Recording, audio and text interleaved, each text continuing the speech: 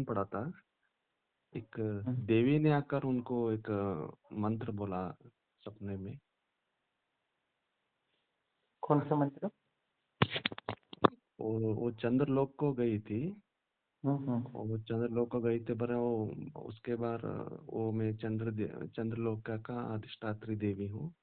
हम्म। ऐसा बोलने के बाद बाद में उनको उसका ऐसा मंत्र बोली, ओम नमो स्थिरस्तेंद्राय स्थिरस्तेंद्राय नमः, ऐसा कोई मंत्र बोली उन्होंने बताया। और उसको इंद्रायणी पीरियड्स में मतलब तो वो तो इंद्र की पत्नी होगी ना। नमो स्थिरस्तेंद्राय नमः, ऐसा कोई वो देवी ने मंत्र बोला था मेरे पत्नी को। हम्म। वो चंद्रलोक की अधिष्ठात्री देवी है बोले, वो ऐसा बोल रही थी। हाँ, तो क्या होता है कि वो साधना करते समय ब्रह्मांड की ऊर्जा जागृत हो जाती है ना, तो जी। उस वजह से आपको उसका दर्शन हुआ है। तो जैसे जैसे साधना में आगे आगे बढ़ते तो एक एक तत्व सिद्ध होता है, इसमें कोई संशय नहीं। तो ये तो सही जा रहे हम्म, हो, वो बस वो साधना मंत्र जब कंटिन्यू रखो, धीरे धीरे और देवी देवताएं उनकी कृपा मिलती रहेगी इस प्रति। गुरुदेव, वो मंत्र जप जप करने क्या नहीं करना उसको करना नहीं है, वो तो देवी आते रहेंगे ऐसे तो, वो तो देवी देवताएं आएंगी। हम्म। वो नहीं जप करना ना गुरुदेव, वो पहुंच नहीं रहे करना, थे। नहीं करना, बस हमें अपनी साधना पे ही ध्यान देना है। वो तो छोटे मोटे देवी देवता आते रहते हैं। ओके गुरुदेव। उन्होंने ऐसा मेरे पत्नी के पेट के ऊपर भी वो पीरियड्स का प्रॉब्लम थे ना, वो रख कर ऐसा हम्म। ऐसा ऊर्जा दिया, वो आपके आगे से वो थोड़ा आराम हो जाएगा, ऐसा बोल कर उन्होंने। अच्छा, उसने बोला है? हाँ, उसने मेरे पत्नी को बोला मेरे पीरियड्स का प्रॉब्लम है, ठीक है हम्म। मैं आपके इसमें वो ठीक हो जाएगा बोलकर ऐसा उनका अच्छा, सपनों में बोल दिया है कि ठीक हो जाएगा हाँ पेट की बीमारी। हाँ, हाँ, पेट तो ठीक बस हो हो जाएगा गए। बोलकर वो पेट के ऊपर ऐसा हाथ रख के बोल रहे थे। बाद में हाँ, वो तो मैं आपने वही मांगा होगा तो वही वो शक्ति आई होगी, तो उसने दिया होगा उस तक। तो ये तो आपका हाँ साधना गुरुदेव। का फल है। हाँ गुरुदेव अभी और उनको ऐसा मूलाधार में घूम रहा है गुरुदेव, अभी थोड़ा थोड़ा हम्म। ऐसा चक्र जैसा घूम रहा मेरे पत्नी को। हम्म। और कोई आवाज भी सुनाई देता है मेरा मेरा आवाज में।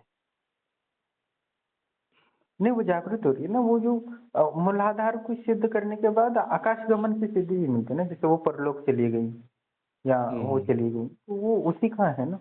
और इससे जी। आरोग्यता तो प्राप्ति होती है मूलाधार चक्र की साधना से, और हम्म। चित्त में भी स्थिर रहता है, और आनंद हम्म। का अनुभव होता है, और ज्ञान की वृद्धि भी होती है, और समस्त मंत्र भी सिद्ध होते हैं मूलाधार चक्र जागृत होने। और कभी हम्म। कभी बहुत सारे लोग मूलाधार का ध्यान करते करते करते वो सुषुम्ना भी मार्ग चालू हो जाता है ना, तो इसलिए चक्र घूम रहा है ऐसा वगैरह आभास होता है, और पृथ्वी तत्व की भी सिद्धि होती है। तो और हम्म। वो दूसरा चीज के मूलाधार को जागृत करने से मृत्यु की भी देरी होती है, मतलब उम्र आयु भी हम्म। बढ़ जाती है, फिर से जवान होने की प्रक्रिया, व्यक्ति बुढ़ा धीरे धीरे हो जाता है, हम्म। हाँ गुरुदेव, और अभी मन भी को भी वो जीत लेता है मूलाधार से। हम्म। तो उसको वो बहुत प्रावत लाभ होते हैं हम्म। उसको। बस मूलाधार को और जैसा जितना कर सकते हो और कर लो, जितना हो सके उतना। तो वो तो हम्म। जितना हो सके उसमें सारा कुछ, जैसे समुद्र मंथन हुआ था तो उसमें से बहुत कुछ मिल गया था। तो वैसे वैसे हम्म। जैसे जैसे आप साधना करोगे उसमें से एक एक चीज निकलने लगी, जैसे ये देवी निकली हम्म। वैसे। हम्म। तो एक इसमें उनको कोई ये समस्या हाँ गुरुदेव, वो तो अभी ऐसा ही कंटिन्यू करते रहते हैं। अभी मेरा कुंभक 1.5 मिनट तक गया है गुरुदेव, अब कभी कभी 5 मिनट ज्यादा होता रहता है। हम्म। ज्यादा नहीं जा रहा है, वो बहुत प्रयास कर रहे हैं ना, बहुत ये हो रहा है। नहीं, धीरे धीरे चलो जरा, वो बहुत सारे लोग हैं 5 मिनट तक वो पहुंच गए हैं। हाँ गुरुदेव, वही आप लास्ट टाइम एक वीडियो भी देखा था, वो किनको एक साधक था ना, उनको भी 4 मिनट पार तो हो धीरे गया। धीरे चल जाएगा, हर व्यक्ति का अलग अलग भाग्य होता है, जी जी। अलग अलग परिस्थितियां होती है, अलग अलग कर्म होते हैं, अलग अलग प्रारब्ध होता है। तो वो हम्म। ग्रंथियां खुलने के लिए समय लग जाती है, तो किसी का जल्दी हो जाता है, किसी का देर होता है। तो आप प्रयास जारी रखोगे तो आपका भी हो जाएगा। और वो धीरे-धीरे गुरुदेव। वो शरीर की कांति भी बढ़ाती है ना, मूलाधार चक्र बहुत लाभदायक है। वो हाँ जो बहुत गुरुदेव। कुछ देता है उसको सिर्फ मूलाधार से। तो हम्म, कभी-कभी पूरा जीवन भर मूलाधार का ध्यान करे तो भी वो बहुत कुछ प्राप्त करे। हाँ गुरुदेव। अभी मेरा थोड़ा नींद भी कम हो गया, 2-3 दिन से हुँ। नींद भी कम हो गया है। अभी पहले जैसा नहीं आता था, नहीं आ रहा है अभी। हाँ, नहीं वो ऊर्जा का स्रोत है ना, मैंने पिछली बार बताया था ना कि नींद कम हो रही है क्या? मैंने खुद पूछा था। हाँ, उस टाइम पर नहीं हुआ था, अभी हुँ, दो हुँ। तीन तो दिन वो से प्रक्रिया शुरू हुई थी उस समय। अच्छा अच्छा गुरुदेव, ठीक है। हुँ। हाँ गुरुदेव, अभी मैं उच्चिष्ट गणपति जी का ध्यान करो क्या? अकेले ऐसा बैठे रहता हूँ ना, इंडिविजुअल में। हाँ, उन्हीं का करो जितना ध्यान कर सकते हाँ, मूलाधार में हो। उनका करते मूलाधार का रहता हूँ। और गणेश जी का ही ध्यान करो। जी जी। तो वो मूलाधार को पूर्ण सिद्धियाँ कर लोगे तो भी बहुत सिद्धियाँ और ज्ञान की वृद्धि होगी।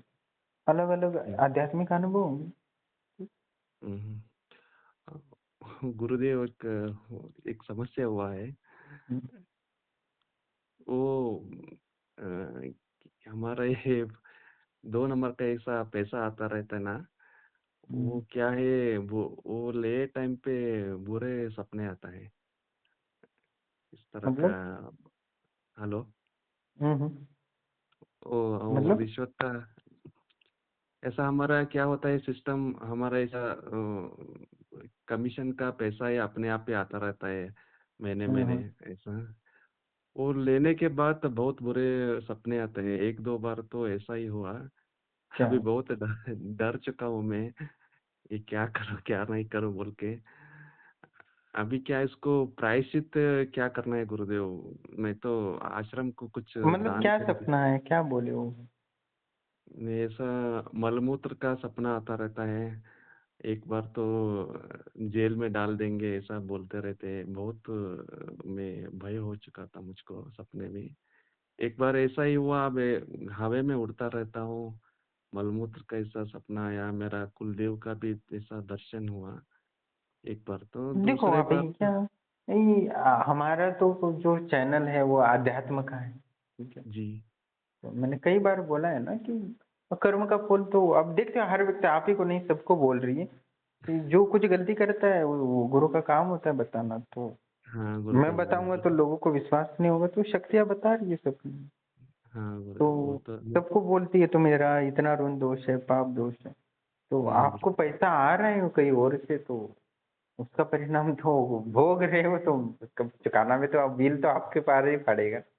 नहीं गुरुदेव, अभी ठीक है, अभी उसको प्रायश्चित क्या करें? मेरे पत्नी भी पूछ रहे थे, मैं नहीं लूंगा मैं प्रायश्चित बोल कुछ नहीं रहे अगले जन्म में हो जाएगा थे। कैलकुलेशन। हाँ, नहीं वो कितना आपको ये दे दे दो गुरुदेव, आश्रम को कुछ देना दे दो पैसा बोल रहे थे। ऐसा नहीं होता और मतलब क्या अभी समझो आज इस जन्म में आपने लिया है पद का तो जी जैसे वो एक व्यक्ति नहीं था क्या वो जो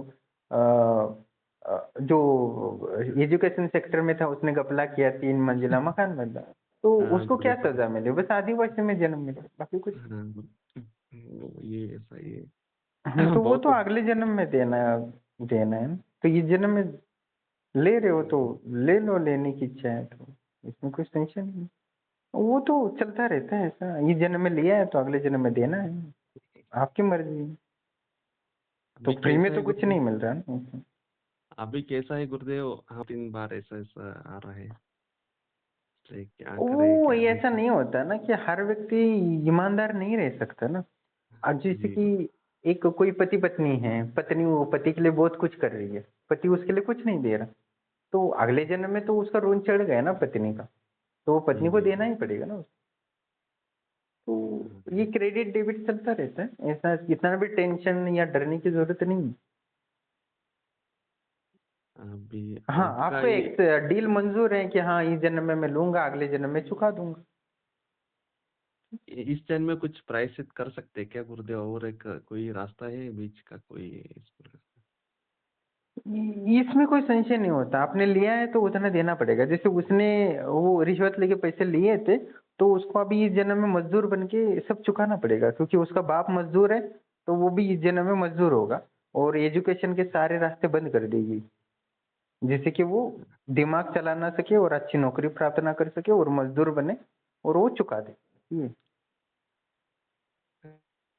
हवन के लिए वो दुरुण दोष के लिए दिया दिया तो आप हवन कर सकते हैं, ऐसा कुछ हवन करके। का एक होता है ऊर्जा होती है, उससे आपको आध्यात्मिक ऊर्जा मिलेगी ऐसा। तो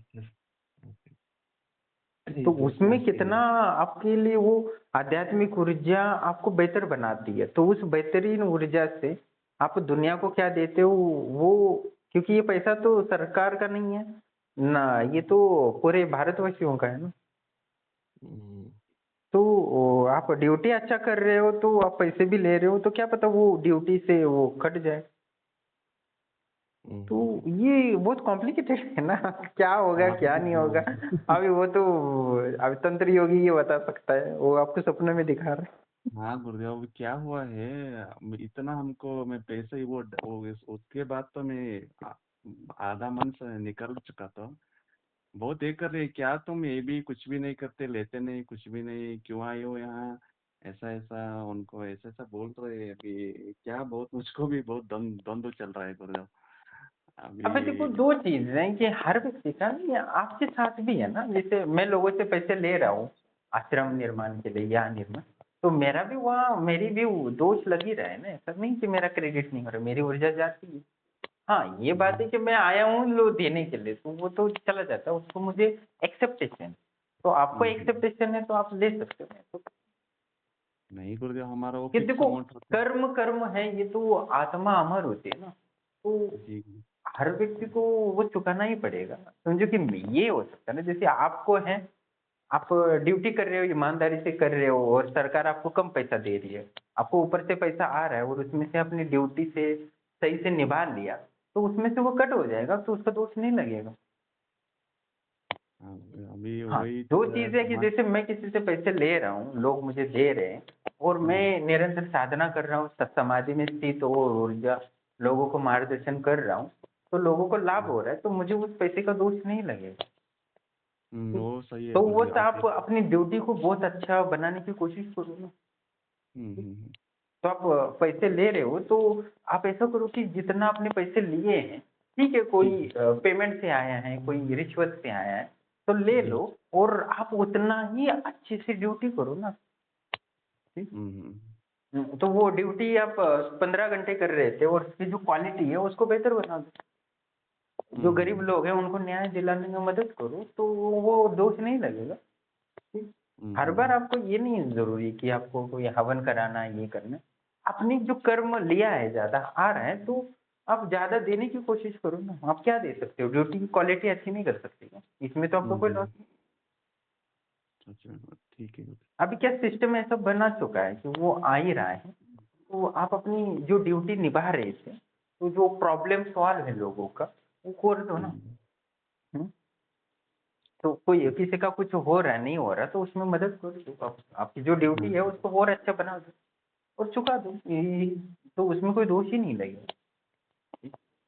ऐसा तब आपको कोई तंत्र योगी नहीं बोलेगा कि तुम ये हो जाएगा वो हो जाएगा, क्योंकि आपने दे दिया है ना। वो बहुत में वो सपना बहुत डर गया गुरुदेव मुझसे, वो पसीना निकल रहा था मुझको भी ये तो उतना। सबके साथ हो रहा है ना, सब लोग डर गए, मतलब सब लोगों को पूर्व जन्म की बातें बता रहा है, कोई इस जन्म में गलती कर रहा है तो ये बता रहा है। अरे मैं अब इतना टेंशन में आ गया, ये क्या अभी लेना क्या नहीं लेना है, ये तो भी नहीं, ऐसा आप सिस्टम भी। कोशिश करो, आप सेटिस्फेक्शन हो जाओ कि मैं जो भी जिम्मेदारियां हैं वो मैं बेहतर बना सकूं, लोगों को दे सकूं, क्योंकि हाँ गुरुदेव, अल्टीमेटली आपने लोगों से ही लिया है तो लोगों को ही देना पड़ेगा। हाँ गुरुदेव, वो ठीक? ठीक है। तो आप ज्यादा समय दे दो ड्यूटी के लिए, या तो क्वालिटी अच्छी करो। आप लोगों को अभी लाभ दो, देख। उनके जो दुखों को दूर कर सकते हो ना।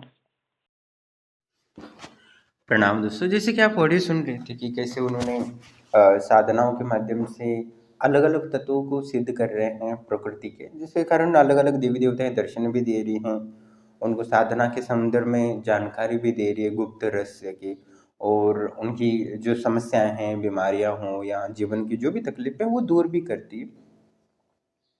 तो मूलाधार में बहुत सारी शक्तियाँ होती हैं, वो एक एक करके जागरूक करनी होती है हमें, और बहुत ही गहरा रसमय है। और इसमें कोई संशय नहीं, कोई मैंने कई बार बोला है लोगों को कि कोई मूलाधार को सिद्ध कर लेता है, वो 3 दिन तक बिना खाए, बिना सोए, बिना कंटिन्यू काम कर सकता है, बिना खाए भी, बिना सोए भी। तो मूलाधार में इतनी शक्ति है, मतलब एक उदाहरण दिया जाए कि मूलाधार में कितनी शक्ति होती है। या बहुत सारे लोग बोलते हैं कुंडलिनी जागृत हुई है तो 3 दिन तक बिना सोने की और बिना खाए पिए ऊर्जावान बने रहकर काम करने का सामर्थ्य आया है तुम में। तो वो बोलेगा नहीं, तो बोलना तुम्हारी कुंडलिनी शक्ति जागृत नहीं है, तुम भ्रमित हो सकता है कि तुम्हें कुंडलिनी जागृत होने से पहले कुछ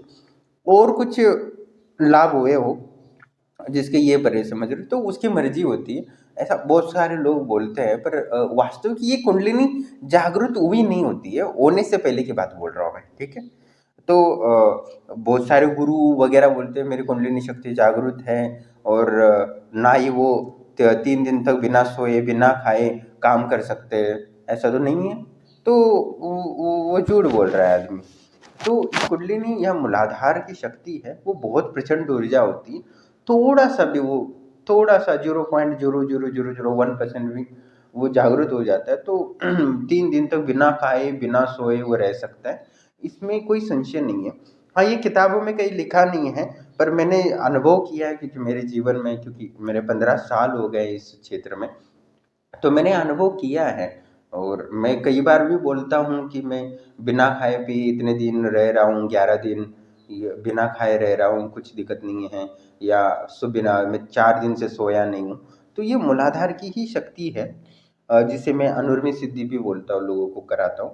तो इसमें कोई संशय नहीं कि मैं प्राप्त कर सकता हूँ तो आप भी करा प्राप्त कर सकते हो, इसमें कोई संशय नहीं है।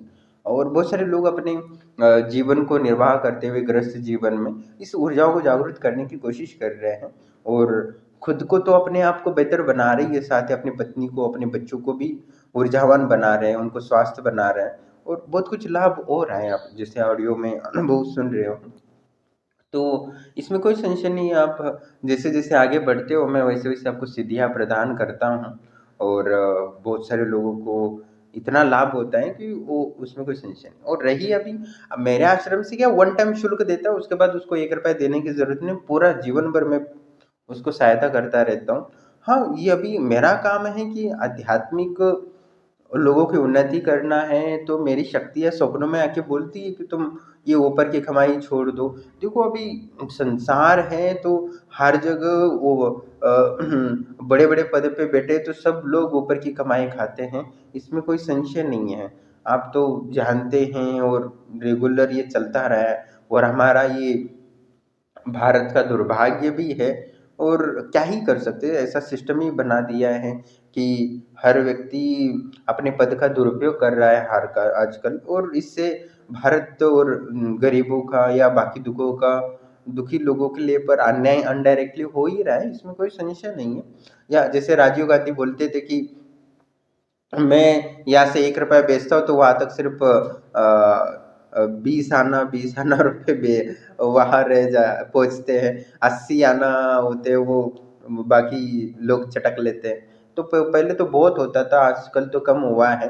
तो फिर भी हमें अपने आप को बेहतर करना चाहिए कि हमें खुद ही अपने भ्रष्टाचार का एक हिस्सा ना बनकर अपनी आत्मा के लिए स्वच्छता काम करना चाहिए। हाँ ठीक है, आपको और पैसा चाहिए तो आप अलग बिजनेस डेवलप करो, अलग स्किल डेवलपमेंट करो, अभी बहुत सारे मौके हैं। या अलग सा बिजनेस और स्किल डेवलपमेंट करके एक्स्ट्रा कमाई कर सकते हो, इसमें कोई संशय नहीं है। आप थोड़ा मेहनत करोगे, दिमाग लगाओगे, या देवी देवताओं की सहायता लोगे तो ये संभव है। आप आपको फ्री में चाहिए तो उसका चुकाना पड़ेगा, इसमें कोई संशय नहीं है। कि मैंने कई बार बोला है, एक उदाहरण मैं बार बार देता हूँ क्योंकि वो सत्य है, मैंने देखा भी है। तो वो जो प्रिंसिपल था उसने बहुत पैसा लूट लिया था, और उसके बाद उसने बहुत 3 मंजिला मकान बनाया, उसके बाद उसका एक्सीडेंट होकर मर गया। फिर वो आदिवासी में जन्मा है, और वहाँ नीचे से पानी आता है, पतरे उड़ जाते हैं, पतरे के घर में रहता है, और उसको पूर्व जन्म की सारी यादें हैं कि वो 3 मंजिला मकान है, उसकी पत्नी है, एसी में के रूम में रहता था, अच्छा अच्छा खाना खाता था, उसके 2 बेटे थे। तो उन्होंने उसको स्वीकार नहीं किया, बोले कि पिछले जन्म में तो मेरा बाप होगा, पिछले जन्म में तो मेरा पति होगा, इस जन्म में मत आओ, आदिवासी हो। क्योंकि वो आदिवासी पता है आपको कैसे गंदे रहते हैं, तो पत्नी बोला कि नहीं नहीं, आप गेट के अंदर भी मत आओ, आप चले जाओ, होगा पिछले जन्म का भी मुझे बताओ। तो वो वो अभी जो बेटा बार बार बोलता है कि मेरा घर है, चलो अपने जो इस जन्म के माता पिता को, वो बहुत गरीब है। 2 टाइम का खाना भी बहुत मुश्किल से मिलता है। वो 300 400 200 रुपए के लिए मजदूरी करता है उसका बाप। तो ऐसा जन्म आके पूरा जीवन भर मजदूरी करना, क्योंकि इस जन्म में उसको उतना पढ़ाई करने का नहीं मिलेगा जो पिछले जन्म में मिला था। तो इस जन्म में पिछले जन्म में उसको गवर्नमेंट पद मिला था, तो बहुत सारा घपला करके मलाई खाई थी। तो अभी सारा मजदूरी करके चुकाना पड़ेगा। हो सकता है कि 4 5 जन्म तक उसको चुकाना पड़ेगा, क्योंकि उसने करोड़ों रुपए का घपला किया था। तो करोड़ों रुपए उसको चुकाने पड़ेंगे मजदूरी करके। तो इसमें मैं भी कुछ नहीं कर सकता। मेरा काम है, आप वन टाइम आश्रम से जुड़ते हो, उतना पैसा ले लिया, उसके बाद आप मैं किसी को बोलता नहीं कि हवन करो ये करो, तुम बस जब समर्पित करो और तुम्हें जो चाहिए वो ले लो। अष्ट सिद्धि ले लो, त्रिकालदर्शी सिद्धि ले लो, सूक्ष्म शरीर की सिद्धि ले लो, और कॉल पे जितना बात करना है बात कर लो, मुझे कोई फर्क नहीं पड़ता। अब ऑलरेडी खत्म हो चुकी।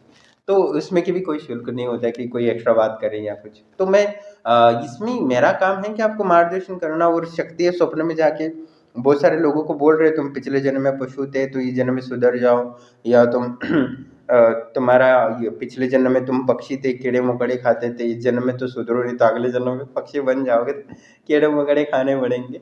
ऐसे ऐसे गंदे गंदे चीजें दिख रही है, मतलब खतरनाक है।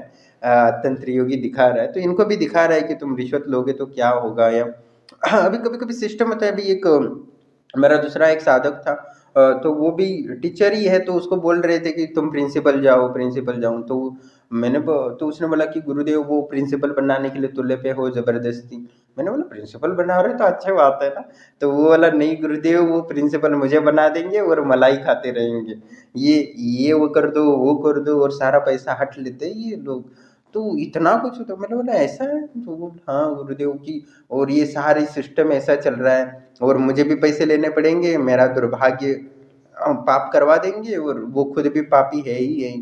तो ऐसा कुछ एजुकेशन सेक्टर में इतना चल रहा है। और आपको पता है भारत का एजुकेशन सिस्टम कितना घटिया है, कुछ भी स्किल डेवलपमेंट नहीं होता, कुछ नहीं होता।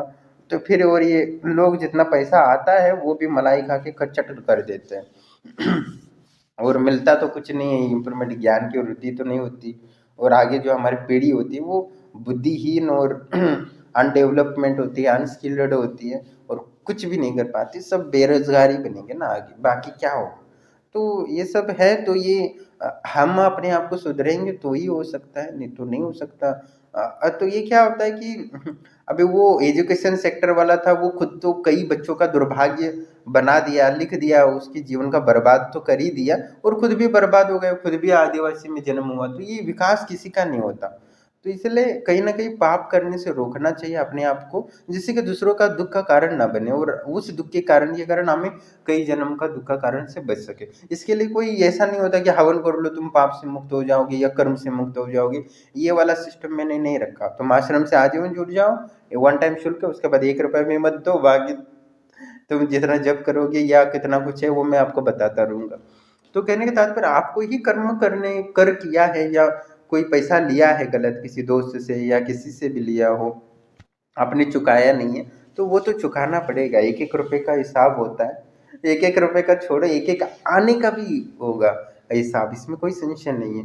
किसी की आपने सहायता की है तो भी उसका ऋण चढ़ेगा उसके ऊपर, किसी ने आपकी सहायता की है तो भी वो ऋण चढ़ेगा, इसमें कोई संशय नहीं है। तो कहने एक तिनका तिनका भी दे दिया ना तो भी उसका ऋण चढ़ता है इस संसार में, और वो भुगतना पड़ता है कई जन्मों तक, इसमें कोई संशय नहीं। आप मुझे मैं कुछ सुगुद का उदाहरण देता हूँ तो आपको ज़्यादा यकीन होगा। जैसे कि कोई व्यक्ति है, आश्रम से जुड़ा है, उसने शुल्क दिया है मुझे, तो उसको बहुत कुछ लाभ हुआ है, उसकी बीमारियां दूर हुई है, उसको धन के लाभ हुआ है, नौकरी मिल गई है, उसके परिवार का दुख का निवारण हुआ है। तो उसके अंदर से वो एक दोहा निकलती है ना, वो तरंगे आती है और मेरी आत्मा में समाई जाती है। मैं जैसे ध्यान में बैठा रहता हूँ तो यहाँ से, या कोई गुजरात से आती है, कोई तमिलनाडु से आता है, कोई उड़ीसा से आता है, कुछ बंगाल से आती है, ऐसी ऊर्जा आती है, और मेरी आत्मा की ऊर्जा है ना एकदम बढ़ लगती है, मेरा ऑरा बहुत पावरफुल होने लगता है। इतना मतलब इतना बढ़ जाता है कि जो मैं 4-5 दिन मंत्र साधना करके भी मेरा ऑरा जितना बढ़ता नहीं है। बस कोई एक व्यक्ति आत्मा से प्रार्थना करता है, यार गुरुदेव कितने अच्छे हैं, इतना समय भी देते हैं और धन भी देते हैं, ज्ञान भी देते हैं, सब देते हैं। तो वो जिनसे उनकी आत्मा से जो निकलती है, तो वो ऑरा में इतना मेरा बढ़ जाता है, जो 4-5 दिन की साधना से भी ज़्यादा फल देती है। मतलब मुझे इतना लाभ हो जाता है। इसलिए मैं किसी से पैसे नहीं लेता। ये इस आश्रम से एक बार जुड़ जाता है तो उसे 1 रुपया भी कभी भी नहीं माँगते। बहुत सारे लोग ऐसे हैं कि मुझे पूछते, गुरुदेव 2-3 साल हुए हैं, आप मेरे से इतने बात करते हो, इतना ज्ञान देते हो, पर आपने 1 रुपया भी कभी नहीं माँगा मुझसे। तो मेरे अंदर ये होने लगता है कि ऐसे कैसे हो सकता है कि मैं कुछ दूँ और आपने कभी माँगा भी नहीं है, तो ऐसे कैसे हो सकता है? मतलब बहुत सारे गुरु होते हैं जो बोलते हैं कि जुड़े भी हो नहीं तो कुछ लाभ भी नहीं होता, बोलते हैं रिचार्ज कर दो, आश्रम का टॉयलेट बनाना है, आश्रम का ये बनाना है, पेड़ लगाने हैं, दान कर दो, या नवरात्रि आई है दुर्गा देवी का हवन करा ले, या शिवरात्रि आई है तो बस शिवलिंग का अभिषेक है आश्रम को दे दो। ऐसे बोलते रहते, पर आपने कितने साल हुए हैं ना नवरात्रि में मांगा, ना शिवरात्रि में, ना इसमें। क्योंकि इसमें क्या होता है कि आप जितना लोगों से पैसा लोगे उतना ऋण दोष लगेगा और उसका ही आपको चुकाना पड़ेगा। आज आप इस जन्म में करोड़ों रुपए कमा लिए उस प्रिंसिपल की तरह, और अगले जन्म में पूरे 5 जन्म तक मजदूरी करना पड़े, तो ये कहाँ के, ये तो बेवकूफ़ी वाले काम है। और समझो कि आपने इस जन्म में ईमानदारी से उस पद का उपयोग किया, समाज को लाभ दिया, लोगों को लाभ दिया, तो उसके बाद आप का जो अगला जन्म होगा प्रिंसिपल नहीं, आप एजुकेशन मिनिस्टर बन जाओगे। इसमें शब्दोपद वगैरह मिलता है, वो यूं ही नहीं मिलता, कहीं ना कहीं पुण्य किए हुए। आजकल जो बड़े बड़े नेता हैं उन्होंने भी कहीं ना कहीं वो पुण्य किए, इसलिए उनको मौका मिला है रिश्वत लेने का। आप बड़े बड़े पद पे है, रिश्वत ले रहे हो, तो ये यूं ही नहीं है, आपकी कहीं ना कहीं पुण्य है, इस वजह से रिश्वत लेना। चोरी चोरी तब तक कर सकता है जब तक उसके पास पुण्य है। जिस दिन वो पुण्य खत्म हो जाए ना, चोरी चोरी भी नहीं कर पाएगा, वो कितना भी शातिर। हर कर्म का तो फल देना ही पड़ता है, इसमें कोई संशय नहीं है। और इसमें मैं भी नहीं जुड़ नहीं सकता, या आपने देखे होंगे कि भगवान शिव जी थे, वो भी एक बार हाथी बन गए थे। आपको पता था, मैंने बता दिया था। और एक मैं दूसरी कहानी बताता हूँ, जब माँ लक्ष्मी और विष्णु जी, भगवान जी, विष्णु जी का कुछ काम था पृथ्वी पर, तो वो आ रहे थे।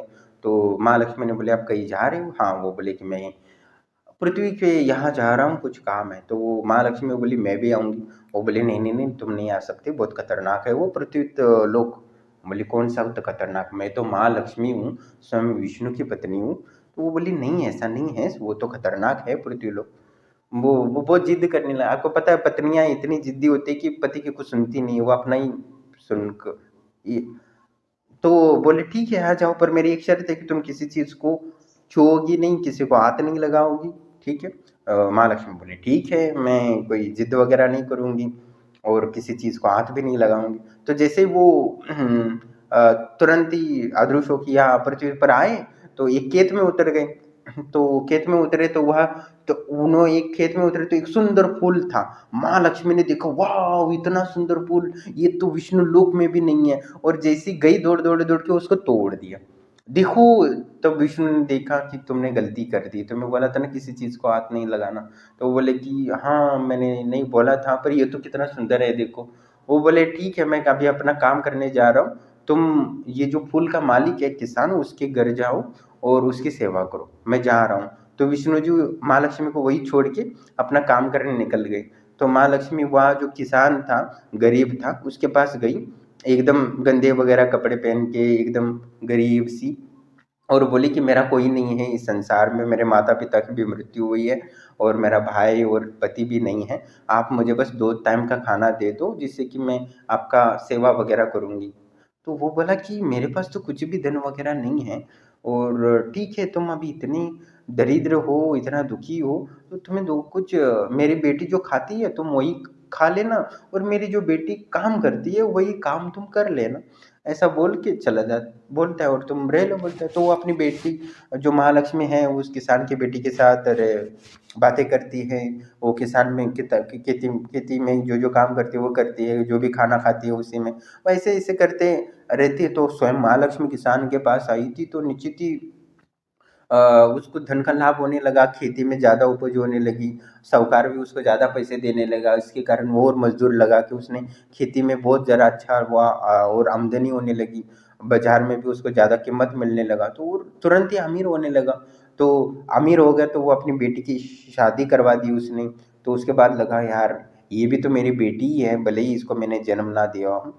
तब तक वो 1 साल होने भी आया था, तब वो बोला कि बेटी तुम तो मेरी बेटी जैसी हो, और तुम्हारी भी मैं शादी कराना चाहता हूँ। जब से तुम आई हो तब से मुझे इतना पैसा आया है, तुम आई थी तो मैं कितना गरीब था, तुम अभी इतनी हो कि तुम्हारे ही गुणों के कारण तुम तो साक्षात लक्ष्मी हो, और कहीं भी जाओगे तो उसका भी अच्छा होगा। और मैं कल ही एक धनी व्यक्ति से बात करके आया हूँ, और कल तुम्हारी मैं शादी करा दूंगा, और तुम्हें अपने वैवाहिक जीवन को अच्छा निभाना है, और माँ से वैवाहिक जीवन के जो भी सूत्र है वो सीख लो, जिससे तुम्हारे वैवाहिक जीवन को सफल बना सके। तो देवी साक्षात अपना असली रूप में आई, बोली कि मैं कोई गरीब लड़की नहीं हूँ, मैं साक्षात माँ लक्ष्मी हूँ। मैं तो वो सारा वृत्तांत चलाया कि एक फूल ली थी, इस वजह से ऐसा हुआ, और तुम्हारा आशीर्वाद है कि मैं तुम हमेशा धनी रहोगे अगले 7 जन्म तक, इसमें कोई संशय नहीं है। और इस वरदान का तुम लाभ ले लो। और अपनी कहानी को यही होती है कि हमें वास्तव में अपने जीवन को एक डिज़ाइन करना चाहिए, अपनी स्किल इतना डेवलपमेंट करना चाहिए कि हमें बुरे कर्म ना करना पड़े, हमें इतना मेहनत कर लेनी चाहिए कि हमें सुख सुविधाएं, अपनी ज़रूरतें सारी पूरी हो जाए। और हमें कभी भी पराई स्त्री और पराई धन पर कभी भी नज़र नहीं रखना चाहिए। पराई स्त्री और पराई धन हमेशा खतरनाक होते हैं, आपको इतना दुखमय बना देती है जन्मों जन्मों के लिए, कह नहीं सकता। क्योंकि मैं देखता हूँ, मैं सुनता हूँ लोगों के, और भी ऐसे उदाहरण तंत्र योगी हमें बताएगा, जिससे हमें क्योंकि तंत्र योगी को बनाया ही है कि समाज के लोगों के भ्रष्टाचार का निवारण करे, धर्म को जिसका फैला सके। धर्म एक आत्मा में स्थित वस्तु होती है, कोई हिंदू धर्म का प्रचार करने से हिंदू धर्म का प्रचार नहीं हो सकता, ज्ञान का प्रचार ही वास्तविक धर्म का प्रचार होता है। तो मैं वही इन शक्तियों के माध्यम से करने की कोशिश कर रहा हूँ, जितना भी सफलता मिलती है वो ईश्वर की कृपा है। और मैं लोगों को जो वास्तविक जीवन है, शाश्वत धर्म है, उसके संदर्भ में बताने की कोशिश कर रहा हूँ, कहने का यही तात्पर्य है। तो हर व्यक्ति को अलग अलग अनुभव हो रहे हैं, तो मैं और भी बहुत सारे लोगों को अनुभव हो रहे तंत्र योगी के संदर्भ में, तो आपको एकदम हिला देंगे आत्मा से, इसमें कोई संशय नहीं है। अब मैं अगला वीडियो डालूंगा तो आपको चौंक जाओगे, इसमें कोई संशय नहीं है। पर ये सत्य है, सत्य को हमें स्वीकार करना पड़ेगा।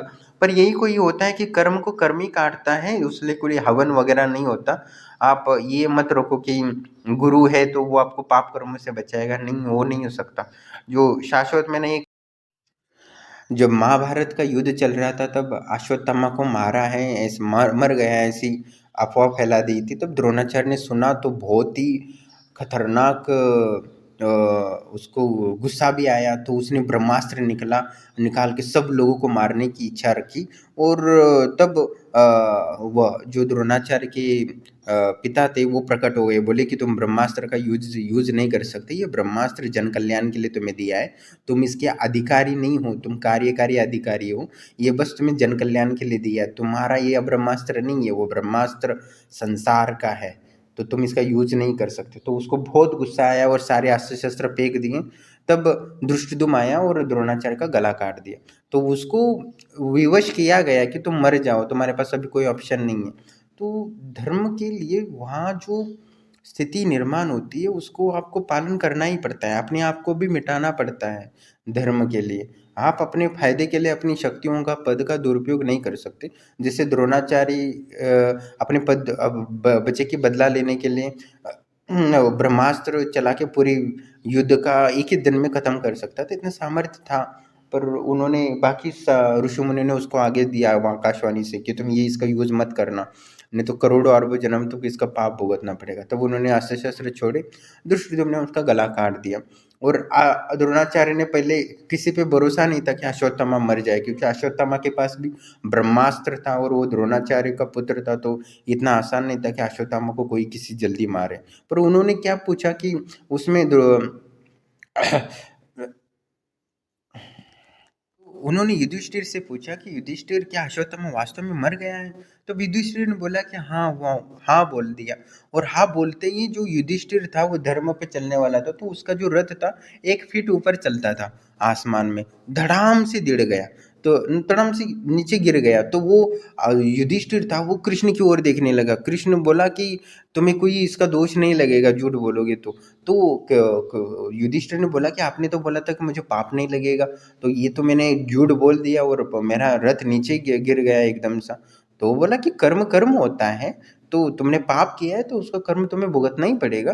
तो जो तुम्हारा धर्म के कारण, सत्य के कारण इतना रथ 1 फीट जमीन से ऊपर चल रहा था, वो धड़ाम से नीचे गिरा क्योंकि तुमने झूठ बोला है। तो युधिष्ठिर बहुत कृष्ण पे ये हो गए कि ये क्या कर दिया केशव कि आपने मुझे मैं धर्म पे चलने वाला और अधर्म करवा दिया। उसने बोला तुमने धर्म के लिए अधर्म किया है, पर वो वास्तविक जरूरी था, उसका फल पाप तो तुम्हें मिला है, इसमें कोई संशय नहीं, तुम्हारा पुण्य तो नष्ट हो गए, पर तुम्हें धर्म के लिए ये करना जरूरी था अधर्म। तो इतना कॉम्प्लिकेटेड होता है कि युधिष्ठिर भी परेशान हो गए, कृष्ण पे नाराज हो गए कि इन्होंने मेरे साथ गलत कर दिया। पर सत्य तो यही है कि धर्म अधर्म क्या है क्या नहीं है ये कोई नहीं जान सकता, ना ही समझने की क्षमता रख सकता है भगवान के अलावा। पर हमें जितना जानता है कि हम अपने आत्मा को बचाने की कोशिश करना चाहिए, हमारे अस्तित्व को बचाने की कोशिश करना चाहिए, इसके अलावा हमारे लिए कोई धर्म नहीं है। क्योंकि हर जन्म का उसका फल देना चाहिए, तो इसलिए आप मेहनत करो, स्किल डेवलपमेंट करो, ईमानदारी से पैसा कमाओ और समाज का दुख का कारण ना बनो। आप अन्याय कर रहे हो तो निश्चित ही आप एक विलन हो, विलन मत बनो। इस संसार में आए हो तो एक हीरो बन जाओ जो समाज को सुख प्रदान कर सको। आप पद लेके हीरो बनने की जगह विलन बन रहे हो तो अच्छा नहीं लगता, और ना ही इसमें मैं बचा सकता हूँ, ना ही ईश्वर बचा सकता है, ना भगवान।